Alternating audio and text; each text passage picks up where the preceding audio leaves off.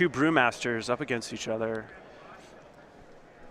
All right, so Todd Stevens is going to be on Sun and Moon, currently 7th on our Player of the Year leaderboard, playing against Tien, who is on Abzan Rally. It looks like he's 4-0-1, so he is technically undefeated.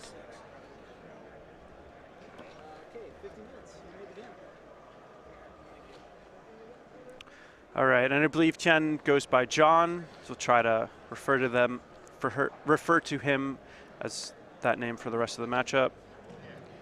And, all right, so it looks like John is on a mulligan to 6. He's going to lead off on, I believe that is a Windswept Heath. Shiny, that is one of the expeditions that you can get on sale right now on StarCityGames.com. I wonder how many other expeditions John has. It looks like he's got a bunch, so it's going to test me on my expedition image knowledge. Yeah. He's going to get an overgrown tomb. And where he doesn't have an expedition, he's got a foil. So this guy's on the not only am I going to win, but I'm going to win in style plan. I approve. Right. Todd did just have the modern standout Temple of Triumph on his turn. He's going to scry.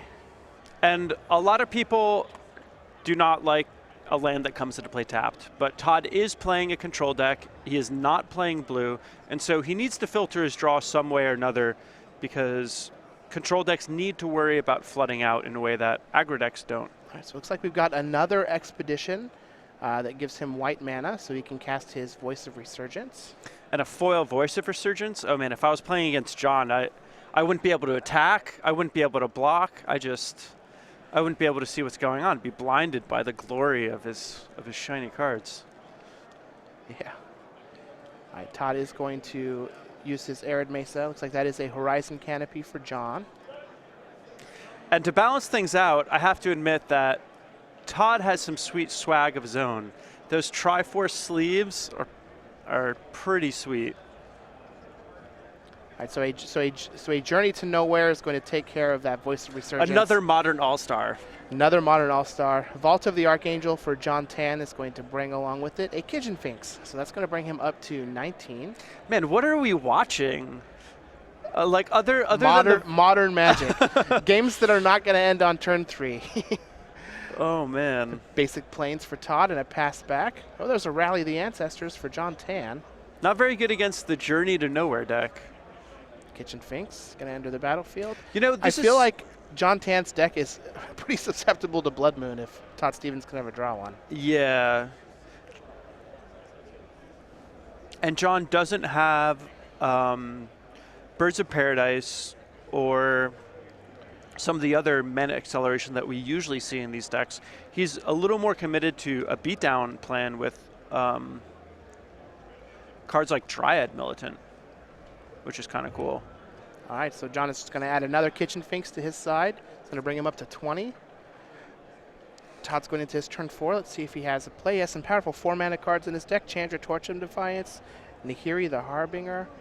And if John was Johnny up against a deck like Jund or Jeskai that's looking to Snapcaster Bolt things, like John would be having a field day with Voice of Resurgence, Kitchen Finks. But against Todd's deck, Todd has a lot of exile effects. He's got Anger of the Gods. He's got that Journey to Nowhere. Red and white, it's pretty good at exiling things. So this is certainly coming up rather poorly for John. And now this Nahiri being a solid 1-for-1.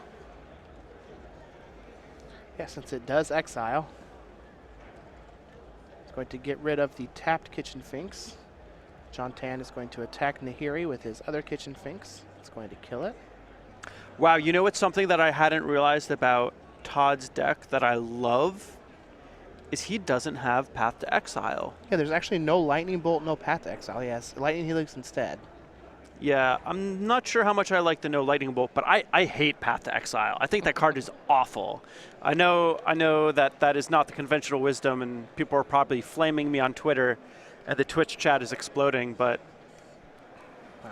Well, John Tan has another Kitchen Finks, number 3, and all Todd can do is Wrath of God to shrink them down to 2/1s and pass the turn. Ooh, Tien has found his 4th land. Maybe we'll see some Collected Company action here. Would be good. I don't think there's any reason for Tien to do it now, or John to do it now, I think probably the best thing is for him to wait until the end of the turn. Or end of Todd's turn. Verdant Catacombs is going to find an untapped Temple Guardian. It's going to knock him down to 22. We're going to get an Anafenza. Nice. And then that's going, and a Viscera Seer, so that's going to allow him to, so that's going to allow him to bolster onto the Kitchen Finks. He can gain as much life here as he wants. Todd is going to keep playing it out because he does have Emrakul in his deck. So he can try and deck John Tien. Yeah, he doesn't have any way to mill John. So I don't know if that's... Well, if he can kill all of John's stuff, he can just discard Emrakul. Just shuffle everything back in and just like never play Emrakul but discard it, and John can just naturally die from decking. Yeah, but that's going to take like the entire round. Yeah. I don't know about that. Ooh, I like the infinity symbol. Looks like the 8 fell over. And John does get to scry. So it looks like he's probably just going to go find a Blood Artist and put it on top. Yeah.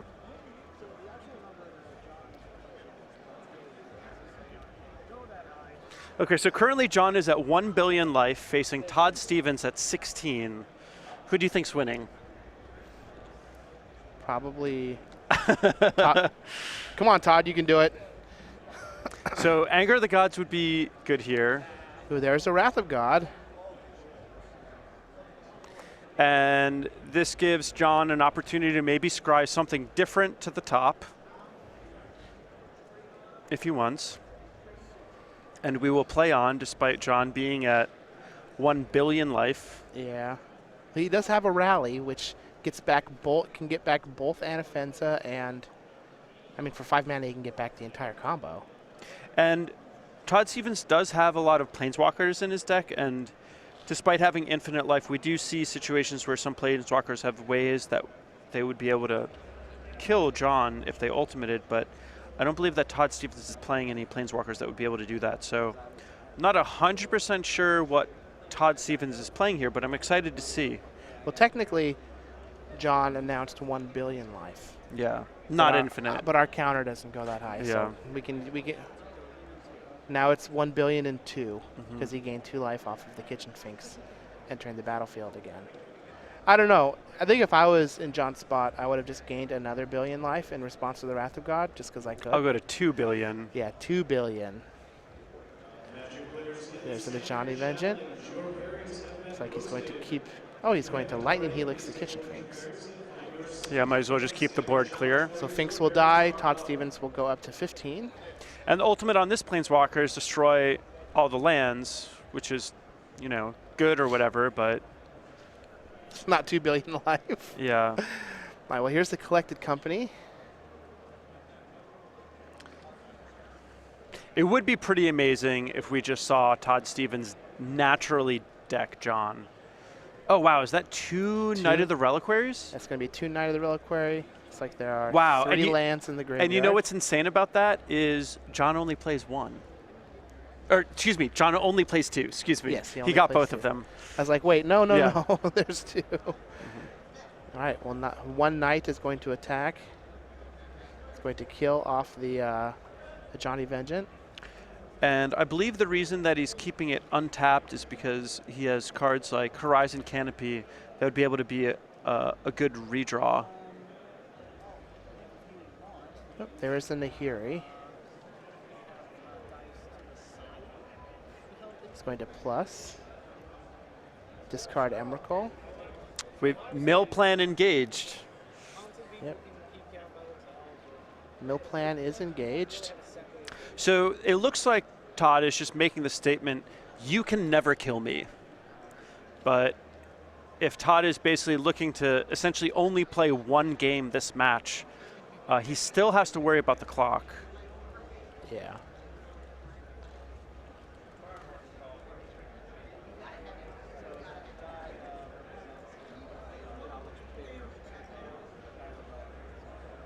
Okay, so they're going to use the dice to represent how many lands are in the graveyard. Another thing about what Todd is doing here is he's getting a chance to see more cards out of John's deck. John is playing a little bit of an atypical brew, and this is a good way for Todd to get a little bit more information so that he can sideboard a little more appropriately. And so John has one copy of Blood Artist in his deck, which is going to be what he's looking for to try and drain Todd Stevens out. This deck is kind of crazy. Yeah, it is. He's got a lot of unusual, well, I shouldn't say unusual numbers because it's a Rally the Ancestors and Collected Company deck, you're going to be able to find a card if you want to see it. So just having two of something means that in any long game, you're probably going to find it pretty frequently. Yeah. All right, well, on Todd's end step, John is just going to use his Knight of the Reliquary to get rid of an Overgrown Tomb, Verdant Catacombs. It's going to fetch. And Knight of the Reliquaries can get pretty big pretty fast because of their ability to sack a land, search for a fetched land, sack that to find another land. Yeah. And it's completely possible that John can sort of kill Todd from a relatively high life total. Yeah, well, both of these knights are now 7/7, so they're both lethal on that Nahiri. John has to imagine that Todd has access to Path's Exile, but we know he doesn't. Yeah, I wonder if John just cracks his fetch land and attacks Todd with both, or if he does try to send them both at the Nahiri. If you want to play around a removal spell, it makes the most sense to send both of them at the Nahiri. Yeah. And if you think that there isn't a remove spell, it makes the most sense to just send them both at Todd. So we'll see what John wants to play around. This Windswept Heath is going to go get a Godless Shrine. Now, it's also important to note that if you have both Melira and Anafensa when you combo, you can bolster infinitely. I like that. So that is another way just to like one-shot kill your opponent. All right, so wow, it looks like John just went for the kill. He is just going to attack Todd for 16. And John Tien is going to take game one here with his Abzan Rally deck against Todd Stevens' Sun and Moon. Well, you went to 1 billion life and then killed Todd Stevens. So let's take a look at these players' sideboards and see what options they might have.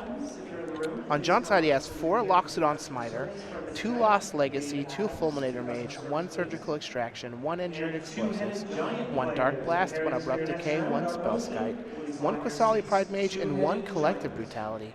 What do we think John's bringing in?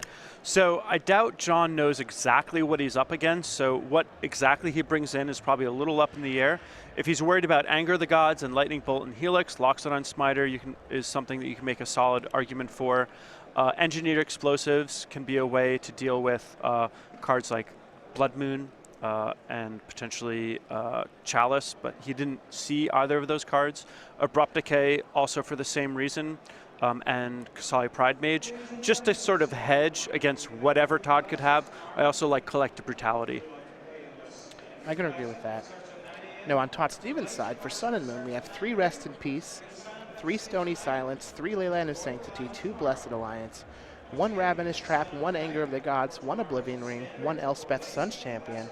That's a good card. Yeah, I like that one. How do you think Todd's going to sideboard here? So I think he's going to bring in the Rest in Pieces to just deal with the Kitchen Finxes and the potential of the infinite combo. Also really good against Rally the Ancestors, although he hasn't seen that yet. Blessed Alliance could come in, although John is attacked with a lot of small creatures, so Blessed Alliance won't be at its best. Anger of the Gods, though, is going to be great. Oblivion Ring is going to be quite good, and I think Elspeth Sun's Champion is going to be quite nice as well. Now, I do believe that Todd Stevens made a pretty deep run with this deck in Milwaukee at the last Modern Open. And if you didn't happen to catch that and, you know, in your downtime want to learn a little more about the Sun and Moon deck, why don't you head on over to the StarCityGames.com YouTube channel where you can find all of our archives. So Versus Series, Commander Versus, Magic Online playtesting, Best of SCG Live, and much more. Like if you want to watch me get blown out by absurd red cards, that's where you can find that. And now... Ooh, I'm going to tune in for sure. And now we'll have archives for the new split-second daily show that SCG Live has been putting on in-house with Jeremy Noel. You can subscribe today at youtube.com/Star City Games. It's absolutely free, and there's just a ton of content there. So while our players are finishing up their shuffling here, what do you say we learn a little more about the second best dressed man on the SCG Tour besides Andrew Boswell, Todd Stevens? He's 30 from Denton, Texas, 5 Open top 8s. Doesn't have any wins yet. He played Division I college tennis at Robert Morris University, which, by the way, I don't know if you guys have seen, I read something, Robert Morris University actually has an esports program. Oh, really? That's they super have sweet. Like an arena that they've built where they have competitions. The future is here. For people to that makes me practice so and happy. Stuff. They actually have an esports program, varsity players, JV players, coaches, the whole nine. That's great. It's pretty awesome. He refuses to wear a hoodie or a pair of sweatpants, and he's also a high school math teacher. And we see time and time again, people who are good at math do well at magic. So you kids in school, you stay in school and you do your math homework. And he also likes to put on this facade that he dresses nice and dresses well, and it's helps with the whole mindset. But I've watched him stream, and he is in just a full-on shirt and tie and dress pants. He just walks around barefoot. Really? Yes. That's pretty good. Todd Stevens, you got me confused. Hey, so one thing worth mentioning about that last game we watched is we were basically talking about how Todd Stevens was drawing dead as soon as his opponent gained infinite life. But John doesn't know that. John doesn't know if Todd has some corner case way of, winning from that scenario. So by Todd playing it out, he didn't waste a whole lot of time. He used up a little bit of his clock, but he got a lot of information about John's deck, and he keeps John in the dark as to whether or not Todd is actually dead to something like 1 billion life. Yeah, I definitely just not scooping, getting as much information as you can. You do have to be mindful of the time. So I think once we get to around the 30-minute mark there, if it doesn't look like you're going to be able to miraculously win this game, then you can try and scoop it up and head on to the next. But I mean, John doesn't know what he's up against. Who knows? Todd could have literal millstone in his deck. Yeah, especially in game one, you want to glean as much information as possible and leak as little information as possible. Looks like Todd is going to keep his opening 7, but John Tien is going to go down to 6 cards with his Abzan Rally deck. John mulliganed the previous game too, which he did. I have to imagine that this deck is relatively consistent. It just has a lot of cheap creatures and just a medium amount of mana. So I have to imagine most of the hands are keepable. So I'm curious as to know if he's really just getting unlucky here with bad hands, or if he's trying to mulligan to specific cards, or if he's saying, I want an exceptional 7-card hand, and I'll settle for basically whatever once I get to 6. Or I'm curious as to what his mulligan philosophy is.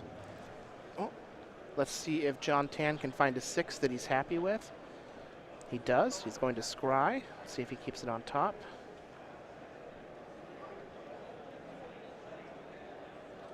And this deck does look like it has kind of a good beatdown plan. I'd mentioned this before, but there's 3 Dryad Militants. That creature is for attacking. It is for attacking. Both players are going to have tap lands. And John Tien looks like he has Lost Legacy in his hand. It's in his sideboard. Interesting. So, yeah, that is definitely out of the sideboard. Well, there's a Rest in Peace. John Tien is going to use a Windswept Heath on his turn. Let's see what he's fetching up. Well, if Todd Stevens couldn't beat 1 billion life, he probably doesn't need to worry about it in this game. At least not so long as that Rest in Peace is in play. Yeah, that's one of the things that I really like about Todd's deck here is it gets to play 2 of arguably the most powerful sideboard cards in all of Modern, Rest in Peace and Stony Silence. Yeah. Yeah, I have a deck. And then Blood Moon in the main deck. Yeah. I have a deck building binder at home where basically I just have all of what I think are the best Modern cards, sorted by color. And a lot of times I'll just be flipping through the pages, figuring out, do I want to try to brew something? And when I get to the white section, I just look at the Rest in Peace, and it's like the biggest draw to playing white. Yeah. All right, Tien does have a Voice of Resurgence. On Todd's turn, though, he is just going to Lightning Helix it, since it technically never hits the graveyard. It is not going to trigger, and there will not be an elemental token. Yeah. John would still get the trigger, though, if Todd had cast it on His turn. John's hand. So it was smart of Todd to use that instant basically as a sorcery. Ooh, Lost Legacy. What are we naming?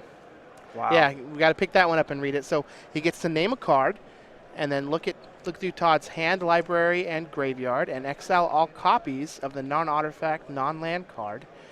And then for each copy that's exiled that's in Todd's hand, he gets to draw a card. So it's Cranial Extraction for non-land, non-artifact cards. But any ones that he hits in Todd's hand, Todd gets to draw a card for each copy. So which is the version of this card that was around during Abzan Company and Standard? Or the Rally the Ancestors card. There wasn't a version. There wasn't? No. Okay. Maybe I'm thinking. That's why that deck was so good. Okay. There was no way to interact with it. So it was the same as Memoricide, which was in like M13 or something. Okay, I think that's what I'm thinking of. And so it looks like we're going to name Nahiri the Harbinger. And all 4 of them are going to be popping out of Todd's deck. And so that Emrakul is going to be stranded. Emrakul, Yeah. Chandra Torch of Defiance, along with Journey to Nowhere and a Lightning Helix. If Todd can draw a land and start working that Chandra, though, ooh, that's going to be tough for John to handle.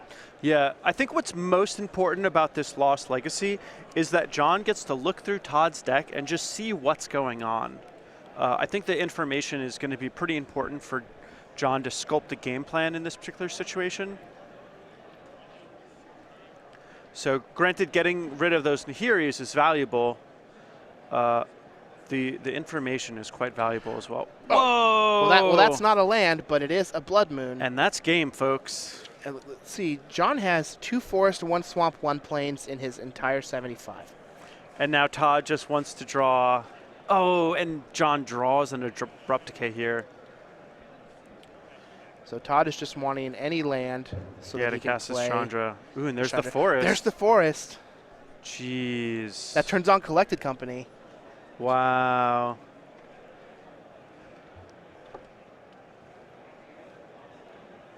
And this is one of the. Oh, and Tien has a swamp already. We couldn't see it from the foil up there. Oh man. Well, this is one Haymaker deserves a return top deck. Yeah. From the other side. Abrupt Decay is going to hit Blood Moon. Now this is pretty brutal.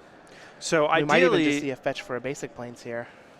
Yeah, ideally John would play something that wouldn't die to the Chandra if he can, or is essentially a sacrifice to it. And I think that's what this is. Oh, Lightning Helix is going to take care of the Scavenging Ooze. And to note, we had mentioned how Rest in Peace meant that John wouldn't be able to win with gaining a billion life, but it also really hoses Knight of the Reliquary and Scavenging Ooze. Mm-hmm. And Yeah. Voice of Resurgence. Yeah, Rest in Peace is and Eternal Witness. Does so much. Rest in Peace is and Blood Artist. Like Rest in Peace is just real good against this Abzan Rally deck. Todd does need to draw more than 3 lands to be able to win, though. Yeah, I almost wonder if it would have been worth it for John to Abrupt Decay the Rest in Peace instead of the Blood Moon, considering he had a forest and a swamp.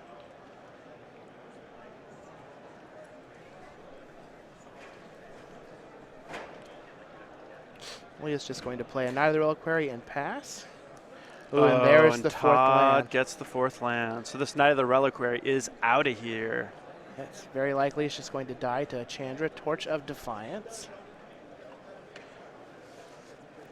And Todd has like Gideon in his hand, Journey into Nowhere, so we can just start playing multiple spells with the plus from Chandra, giving him mana.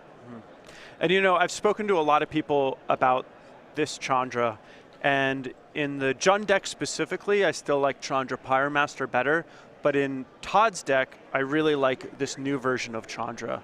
I think it does a lot of good work, killing just any random body that you need to is going to be really good. Yeah. It looks to be very, very good in Todd's deck. And it looks like Todd kind of has a stranglehold on this particular game. He's got the Rest in Peace and Chandra holding down the fort, and Todd still is going to have more plays coming up. There's a Loxodon Smiter out of the sideboard for John Tien. Yeah, and I kind of like Loxodon and Smiter just in general against red decks because a lot of the red stuff deals 3 damage. The things you're most worried about are typically Lightning Bolt, Lightning Helix, and Anger of the Gods. There's another Chandra. Maybe it's probably worth it to play it. Maybe he just plays it and uses it to kill the Smiter. Yeah, I think so. I like that. Pass the turn back. It's basically like he zeroed his Chandra to kill a creature. Yeah. Ooh, Fulminator Mage. That's going to cut Todd off of some mana if he decides to just use it right away. Yeah, I don't know if he wants to use it right away. I think I would prefer to save it so that you can potentially attack this Chandra. And then if Todd tries to use a removal spell on the Fulminator Mage, then you can sack it.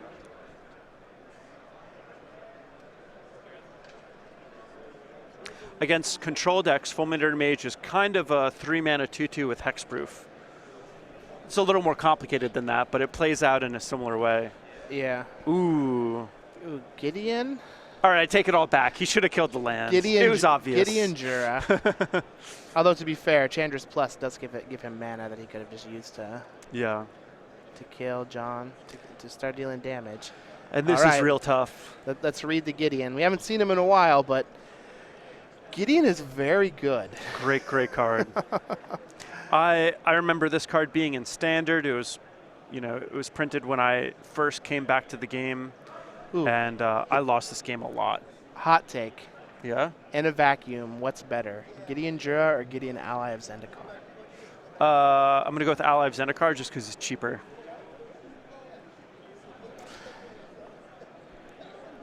Fair. Ooh, Blood Moon. I think they're both great, but I wouldn't mind a little Blood Moon here. I mean, at this stage, what could really go wrong? And basically, Todd just wants to, he's like the Noose Constrictor in this matchup. He set up this prison, and now he's wrapping around his opponent, just tightening slightly more and more. We'll have to see if John is like that National Geographic iguana that escaped from like the 40 snakes that's been floating around on Twitter and stuff. That video was awesome, by the way. Oh, here we have an Anger of the Gods. Pretty costly Anger of the Gods. So it's basically land, Anger of the Gods, Simian Spirit Guide to kill that Fulminator Mage. But it does allow Todd to get aggressive. Ooh, here's a Collected Company. Todd's attacking with his Gideon. John Tien is going to Collected Company. And now it's likely that John is going to be able to kill the Chandra on the crackback. We'll see what he gets.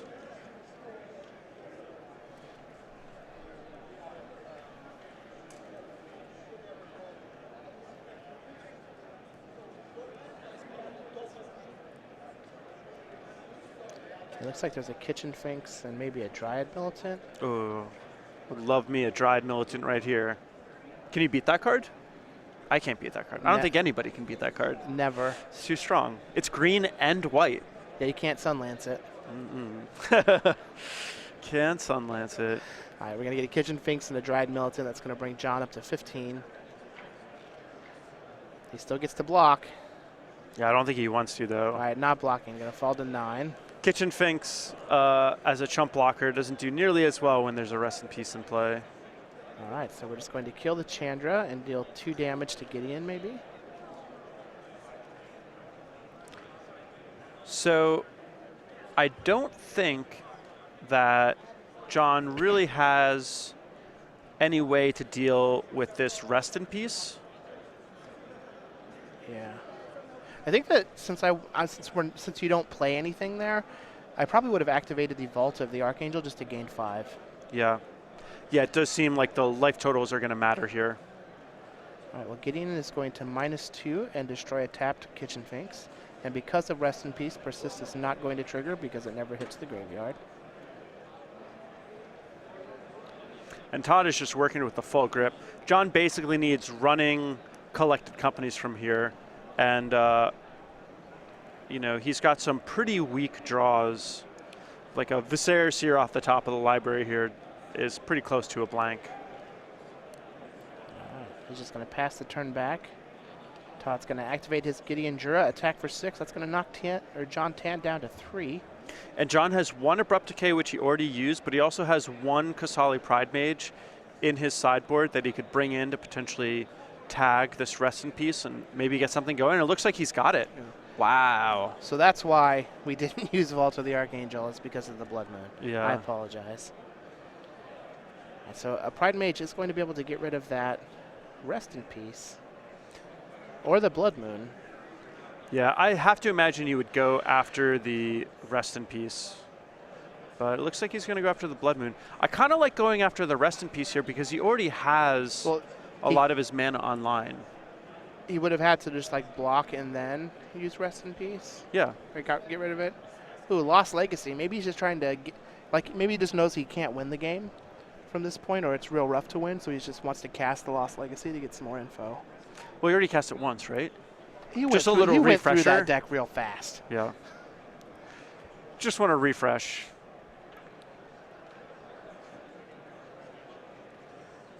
What would you name here? I feel like I would name Elspeth Sun's Champion. Probably saw it in the first time. He's going to name Lightning Helix. Wow, and a backup Rest in Peace and a backup Gideon on the table. Yeah, and Brutal. another Blood Moon. Jeez. John's like the guy in prison who's trying to like saw away at one of the bars, and then he saws one away, and the prison guard just comes and solders one back on. Yeah. Or you just like get out of one cell into another cell. Yeah. Like, you're oh, trapped man, in a come cell on, inside really? a cell. Cellception. All right, Gideon is going to activate an attack. Will be chumped by Anafenza. Here's the Blood Moon and a pass. And as Todd fought it out as best he could in the first game, John is in the second game. Oh, yeah. But we will be on to a third quite soon. To the end. And there's that Viserys here I was talking about. Right off the top. Right off the top. Activate Gideon attack. All right, I'll block. Get to scry. Does he get to scry? Isn't it dies? No, it's you sacrifice. Okay. Ooh, Voice of Resurgence. Just more blockers. All right, Anger of the Gods. You're done. All right. We could only play that game for so long. Basically, John was just hoping to rip some collected companies, you know, buy time until he draws one of those, and maybe he can start getting some traction. And especially considering the Gideon was only at 2. Yeah. So, but pretty exciting. I don't think either of the players are really going to be making any changes. I think that John has some better information, so he's probably the one who, if anyone makes some changes, he will. Like Fulminator Mage, for example, I don't think is going to shine particularly well in this matchup, but yeah. Smiter actually didn't look all that bad. It did require a Chandra. Yeah, to and be able to handle it. there's Anger of the Gods. Anger of the Gods, Lightning Bolt. Like one of your best ways to beat a control deck, especially when you don't have enough card advantage to go toe-to-toe with them, is to just try to make it so that they have the wrong removal spell for the wrong threat. So you just want to play some threats that are going to be able to survive against your opponent's removal. I agree with that. I think they're already both on track to have success. And as we head into Game 3 here, let's take a quick break and just talk a little bit about these sweet T-shirts that you can get at StarCityGames.com. Oh, the Tom Ross. So we saw Tom Ross in his Blue Steel earlier pick up that win over Jeff Hoagland. And this is the official shirt of StarCityGames.com. Superstar model, Tom Ross. 50% cotton, 50% polyester, 100% awesome. 100% Boss, 100% USA, and yeah, I thoroughly like these. I like just having swag from companies that I like. Like I have a Channel Fireball T-shirt. I have a Pantheon T-shirt. I have some Star City gear. I have some Card Hoarder gear. I mean, I just like wearing stuff that kind of like shows my interests. You know, I used to be just a plain black shirt kind of person. With no sleeves? Yeah, with no sleeves. Whereas now I'm a little more interested in just, you know, letting people know what's up, letting them know what's cool by wearing it. Get yours today. Go to StarCityGames.com/apparel. I can't promise that it'll make you play as good as Tom Ross. You can at least try to look as good. Well, you're going to need a leather jacket. You're going to be able to... We don't sell those yet. Yeah, you're going to need to know how to do backflips. Like, there's a lot of things you got to do to be as cool as Tom Ross. You got to beat people in GoldenEye 64 with your feet. You know, there's a lot you got to do if you want to be the boss. All right, so we're going to go ahead and come back to the booth here for a little bit while some judges handle some things down there at the feature match. Once we have more information, we'll let you guys know. But in the meantime, we're just going to chat a little bit about Modern, where we can go from having 2 decks that kill each other on turn 3 to 2 decks that are doing nothing forever. To this, what we're seeing. Yeah. Blood Moon, rest in peace. I have Emrakul in my hand. Nahiri is not in my deck anymore. You know, Rally the Ancestors. Yeah, Rally the Ancestors. And what is what is happening?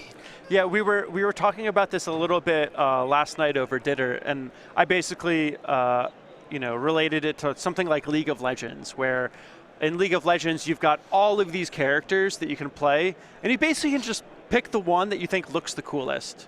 But they're all good.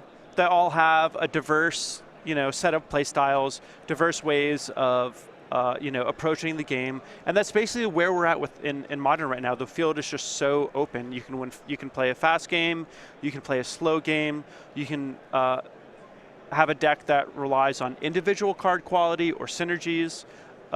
You know, you can really basically pick whatever you like about Magic as a game and find a deck in Modern that focuses on that one quality, which is, I think, one of the reasons why Modern is just so popular is because people get to play Magic the way they want to play it, rather than just being forced into playing whatever the best, you know, 3 or 4 decks are. So yeah, it definitely is extremely diverse, and I agree that you can just play whatever you want. You have, you know, your Merfolk cards that have been around for hundreds of years. Feel free to sleeve them up. I also like that you get to run into people that have just like foil awesome decks. Yeah. And Modern. It happens in Legacy a lot as well, but not very often you're going to see that in Standard because the cards fluctuate in price so much. Things are rotating. But in Modern, you know, things are pretty solid. Nice investments. Yeah. The format's not going anywhere. It's popular as ever. Over 800 people here this weekend playing Modern, which is just so good. For me, basically what I've done with my collection is I've gotten Standard cards from drafting or playing in tournaments, and I habitually just sell all my Standard cards that aren't Modern playable and then just keep the Modern stuff, because like Modern's just such gas and it's just great having the cards. It really is. And to help you get those cards, you can get some sweet money from playing in these opens. So let's Your bridge game is on point. So let's take a quick look at the prize payouts for the event. So this is what these people are battling over 2 days for. First place, you get $5,000 in cash, which is a nice little payday, but you also get 30 SCG points and an invitational invite. Second place, $2,000 and 25 points. Top 4 is $1,000 and 20 points. Top 8 is $500 and 15 points. Top 16 is $325 and 10 points. Then it goes down to top 32 and then even pays out to top 64. With events that are about this size, my guess is going to be that X and 2 is going to go down to like 69th, maybe 71st. Ooh, it's going to be a sad couple players. So that like, if you make day 2 in a large event like this, there's really only like 4 or 5 people that usually aren't going to cash. Yeah. Which means like you should just stick it out to the end and keep battling. But you got to have a pretty bad day for that to happen. You know, don't worry, it won't. You viewer out there, don't worry, it won't be you. For sure. We can actually look at one other thing. So we keep talking about this Players' Championship. You know, keep talking up all of the players that are in the hunt for their spots at the end of Season 3, the top 3-point leaders for the season. And then after that, the top 3 players at large on the yearly leaderboard will also be invited. But let's see who's already in the Players' Championship. Oh, yeah. We definitely have a list here. So Max McVitie won our Season 1 Invitational, qualified for the Players' Championship, along with Jeff Hoagland, Jerry Thompson, and Andrew Tenjum.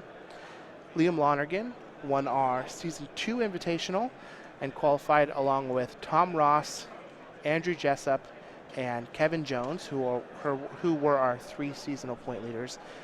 And Jim Davis is invited back to play again since he is our current Players' Champion. He won last year. So the last 7 slots we have are going to go to the Invitational Champion in Atlanta, December 2nd through the 4th. That's going to be me, by the way. So, man, I hope that'd be awesome. The 3 top point earners for Season 3 through the Invitational, and then the 3 top point earners at large. And we went over some of that earlier in the cast. Joe Lissette, Brad Carpenter, and Caleb Shearer, along with, or actually it'd be Joe Lissette, Caleb Shearer, Todd Stevens, along with Brad Carpenter, Ted Felicetti, and Jadine Clomparents is what the qualifications for those slots would look like if we cut it off right now. Yeah, and one thing that I'm going to be excited to see is, the teams and how they do, because basically we've got 3 Metagame Gurus players in there and 1 card hoarder member in there, and then also we have the Tom Ross and Jerry. Yeah, like they're part of that Roanoke crew who aren't really a team, but they are a team, but they're not really a team. Yeah, exactly. And so they're just more like a collective. Yeah. Well, they are pretty brutal, but but I'm excited to see just how the teams do, because as people organize themselves into teams more and more, it's exciting to see how that really helps players just bring out their A game and helps them rise to the top. So I'm curious to see which teams are doing the best essentially. So let's go ahead and hop back into our feature match. Now that everything is all finished, it appears that a few of Todd's sleeves are worst for the wear. Oh, Been rough. using them for quite some time. Got to change those sleeves. So no pattern, I believe, is what the situation is, and he just has to change his sleeves after the match, since we're not going to make him do it literally right now while he's playing a match. So those Triforce sleeves are cool, and Todd loves them. He's been using them for a while. Time to get a new set. Yeah, I mean, he probably just used them at the last tournament he played in and didn't re-sleeve. And while that's not, some sort of cardinal sin, if the judges notice that the sleeves are a little worn, it's just due process to go through and check them. Todd's a great player. Make sure there isn't a pattern. Make sure there's nothing malicious. Right. And even though Todd Stevens is a player that we all love and trust, he, it's just due process to, go through this stuff. So that's why we had that delay. So John Tien is going to be on the play here in Game 3. Todd's on the draw, and it looks like Todd is going to take a mulligan to 6, while John is going to keep his opening hand. And so this is kind of like justice. I mean, John mulliganed in the last 2 games, right? That's true. It's true. What goes around comes around. It's all zero-sum, right? Well, I think they'd have to play a 4th game for it to really balance out. But I mean, there's next round. Yeah. And then it just keeps going. Keeps going. All right, so what I really want to see from John is just a good, aggressive creature curve backed up with like a Rally the Ancestors or Collected Company to play around a sweeper. And then from Todd, I'd really like to see like a turn 1 Blood Moon or something like that. He has the potential to do some of these powerful things ahead of schedule with Simeon Spirit Guide. He also has Chalice of the Void, which is something that we haven't seen yet. And I'm curious if it's something that maybe he boarded out on the draw but brought back in on the play. Yeah, I think that at this point he probably, he thinks after seeing that Dryad Militant, he can put John on like no mana dorks. So it's possible he just took them all out because they might not be very good here. And if Todd does have them, John would have seen them earlier. So like when he was able to search through Todd's deck. Okay, so both players are just going to play a little draw go action here for the first turn. John Tien, though, does have a Quistali Pride Mage that he's going to put on the battlefield, and that's going to give him some insulation against Blood Moon or Rest in Peace. Yeah, it's certainly good. It's a little scary to lead off on because that means that whatever, like if Todd has any removal spell, it's going to get tagged. But, just being able to play it so that it doesn't, so that he can deal with a Blood Moon should it resolve is pretty important. Because the Chrysali Pride Mage, it only needs colorless mana to activate. Mm-hmm. As does Engineered Explosives. So John Tien is going to play a Razor Verge Thicket for his turn, and then get 3 different colors of mana and play an Engineered Explosives for 3. So he'll be able to snag any Blood Moon that Todd decides to put on the battlefield. Mm-hmm. And the other thing worth mentioning is that hopefully John has some sort of plan for a Rest in Peace, because the Rest in Peace, I think, is actually what dealt more damage to John's game plan than the Blood Moons. Oh, and there is a Rest in Peace for Todd Stevens. Here we have a basic Plains. Todd is down to 17 after the attack and using his fetch there. That said, John doesn't have a whole lot of pressure. He didn't do anything on turn 1. He didn't add any power and toughness onto the board on turn 3. So hopefully John has like a Collected Company or something like that. That's like what he really wants to follow up with here. All right, so Todd is going to use his Anger of the Gods. That's going to take care of the Pride Mage. John is going to play a Knight of the Reliquary and pass back, and now it's Todd's turn. And this is a turn where if Todd can manage to sequence 2 spells on this turn, it's really going to put Todd ahead on tempo. But this Chandra is basically like 2 spells in a turn because it's going to deploy something into the board and kill what John has on the board. So a very powerful play from Todd Stevens, swinging things in his favor. All right, so Chandra is going to come into play and minus to try and deal 4 damage to the Knight of the Reliquary. And it would be amazing if John had some way to save this Knight of the Reliquary. Doesn't have a cycling land, does he? I don't think those are legal. Or like a crop rotation. Wrong format, right? Yeah, wrong format. Okay. He's just fetching in response. Mm-hmm. All right, and there's a Collected Company, so that's going to be quite good. All right, he's just going to pass the turn back to Todd Stevens. And there's the Blood Moon. So Blood Moon's a little weak here because of that Engineered Explosives. Ooh, is that a Gemstone Cavern? Yeah, Chandra plus That's 1's pretty cool. going to hit a Gemstone Cavern. That will deal 2 damage to John. So if Todd doesn't have any instant speed removal here, he basically needs to just play out his stuff. But if he doesn't have any instant speed removal, John's going to be able to use this Collected Company to its utmost effectiveness. Okay, so Collective Company is going to happen on Todd's end step.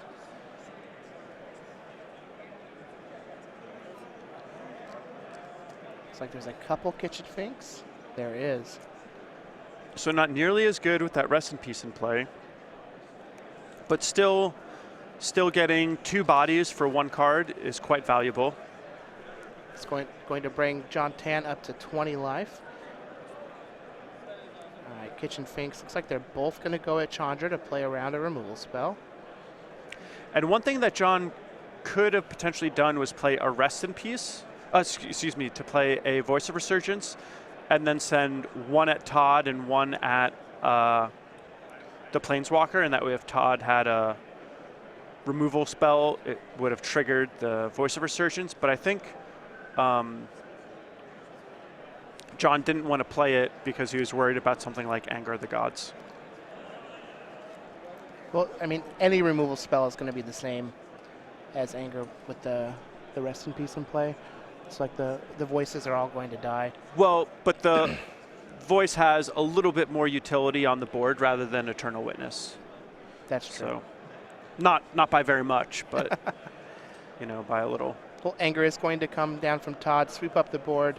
Tien does have another Kitchen Finks. And this really seems like a nightmare matchup for John. He has all these creatures that are resilient against destroying removal, but not all the exiling removal that Todd has in his deck. Yeah, Todd just has a bunch of exile removal. You know, it's probably a really good matchup for Todd Stevens, Dredge. Yeah, I think that's one of the reasons he's been working on the deck so hard. Although the rest of them pieces are in the sideboard. Right there are 2 Voice of Resurgence and a Windswept piece. So John Tien is now hellbent. Todd has a grip full of cards.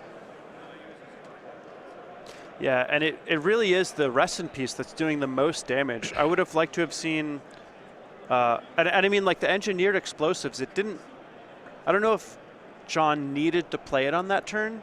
I think sometimes people get so caught up in being afraid of Blood Moon that they forget they can potentially just fetch some basics and play around it that way rather than using a removal spell. I know one of my favorite things to do, like one of the things that brings me sheer joy when I play Magic, is when I Thoughtseize my opponent, see a Blood Moon, and say, okay, I can just ignore that card from now on, now that I know it's there. Yeah, just fetch your basics, be able to play your spells. Right.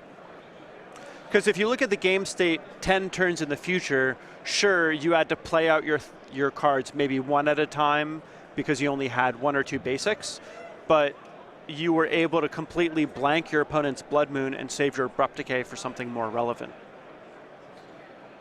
All right, well, here is a Loxodon Smiter for John Tien. Banishing Light's going to take care of it. Man, John would kill for a Tranquility. Yeah.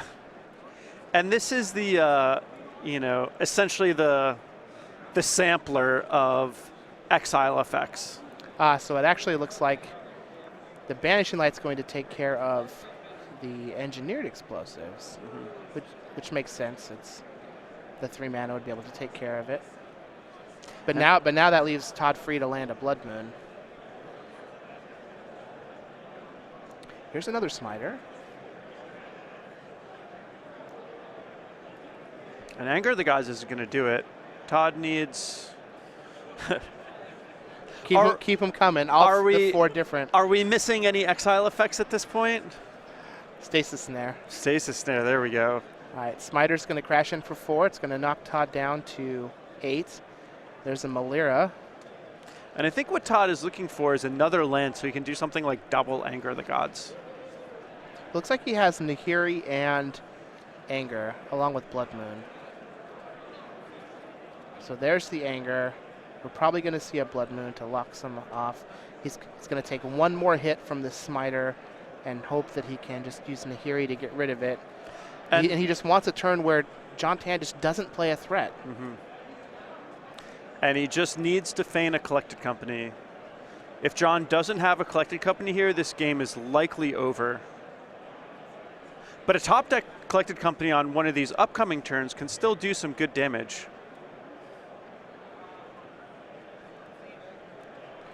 Todd being at 4 means that this game is actually pretty close, despite Todd looking like he has such a good board position. Yeah. Ooh, but a Lightning Helix is a big and that is pickup huge. There. It's going to put him up to 7, remove one of his threats.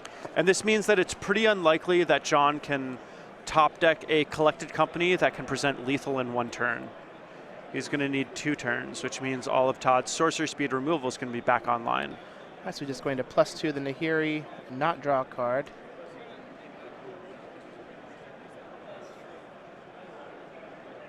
Going to +2 Nahiri, get rid of Simian Spirit Guide. Use Journey to Nowhere on the Smiter. The Pauper standout. I love it. Journey to Nowhere. Love it. Just a pile Journey to Nowhere, Banishing Light. Just a pile of stuff. Love it.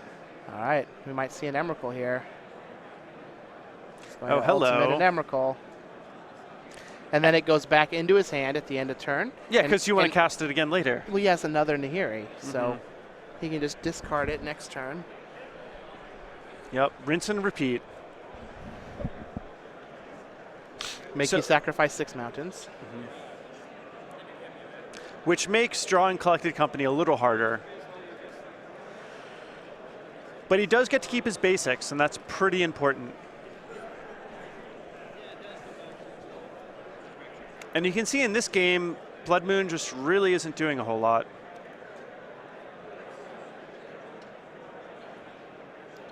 All right, go ahead. And unfortunately for John, I think this is going to be pretty close to game over. Oh, it'll be exiled. Oh. All right, well, we're just going to have to plus this Chandra 3 times. Plus the Chandra. Take 2. Wouldn't have mind casting that. That's an Ajani card. Those cards are good. He doesn't quite have 4 mana, unfortunately. Not this turn. So I wonder if there's anything to ultimate for. No, Emrakul's the only creature that he has. So oh, John, no, he could have ultimated for a Spirit Guide and just won the game there. that would have been classy. That would have been real good. Super classy. I'll have to ask him about it when he comes over later. But Todd Stevens is going to pick up this match 2-1 on Sun and Moon over Abzan Rally. He's going to move to 6-0. Congratulations, Todd. Go buy some new sleeves. Yeah. pretty sweet match. Little bit of a slow match. It wasn't one of our sweet, fast and furious, turn 3 wins, but it was pretty cool to see those decks in action. Both